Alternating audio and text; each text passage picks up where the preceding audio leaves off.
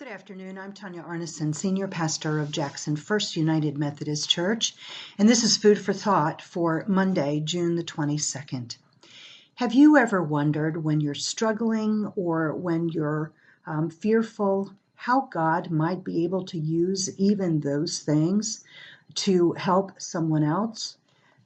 During this time of social distancing, I've been sharing with you parables from The Carpenter and the Unbuilder by David Griebner. Today's parable is entitled The Carpenter and the Unbuilder, Even in Our Brokenness. And that gives us a clue, doesn't it? The more the carpenter and the unbuilder traveled together, the more the carpenter understood what it meant to build a house. He understood something about his insecurity, his fearfulness, and how hard it was to trust when he couldn't quite see his destination. And the more he became aware of these weaknesses, the more often he felt guilty and angry with himself. He felt bad when he was building a house, and even when he moved on, the memory of the last house he had built, or maybe even the house before that, continued to haunt him. One day, after he had decided to leave a particularly nice little place he had built, the unbuilder could see that the carpenter was very discouraged. As they were leaving the little house and the valley in which he had built it, the unbuilder stopped. "Look back for a moment," the unbuilder said gently. As the carpenter turned around, he saw his former home and, in the distance, a woman.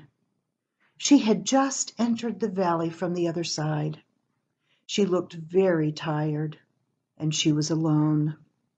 In fact, she looked as if she could hardly take another step. However, when she saw his recently abandoned dwelling, she seemed to gain new strength. With quickening steps, she seemed to gain new strength. She moved to the house and knocked on the door. Receiving no answer, she went inside. The carpenter looked at the unbuilder for an explanation. The unbuilder spoke carefully.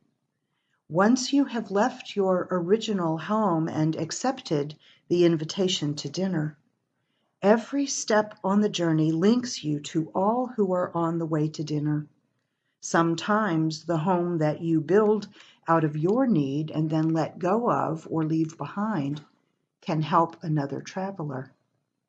Not everyone can do what you do. Not everyone will welcome someone like me.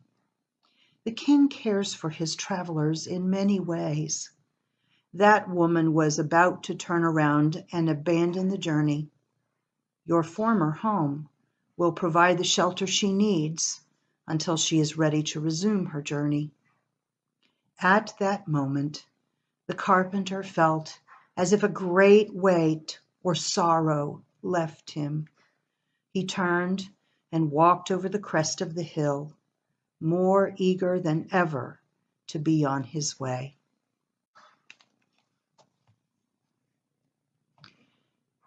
So oftentimes we become discouraged on our faith journey. We wonder why difficult and hard things happen. We struggle to let go of those things that we thought we knew or that we had staked our life on as we move into uncharted territory, pioneering with God. I thank God for unbuilders along the way who have traveled with me, who have helped put my journey in perspective, and who have lovingly and gently encouraged me to let go of those things and to move forward. At the same time, I recognize that every hardship, every sorrow, every hurt, every fear, every anxiety along the way has somehow made me more fully committed to taking the journey. And I'm recognizing that God can use all of that. I invite you today to think about how you have had to let go of some things, perhaps a sense of direction or a sense of knowledge that you knew what your future held, or a sense of security in order to step into the unknown. And think about ways that God can use even those fears and anxieties and insecurities to be a blessing to someone else along the way.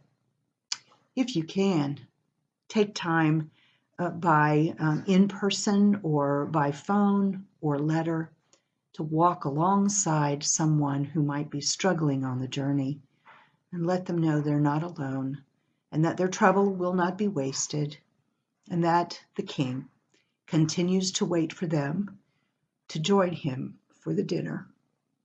Be blessed, my friends, and be well, and know you are beloved along the way. Amen.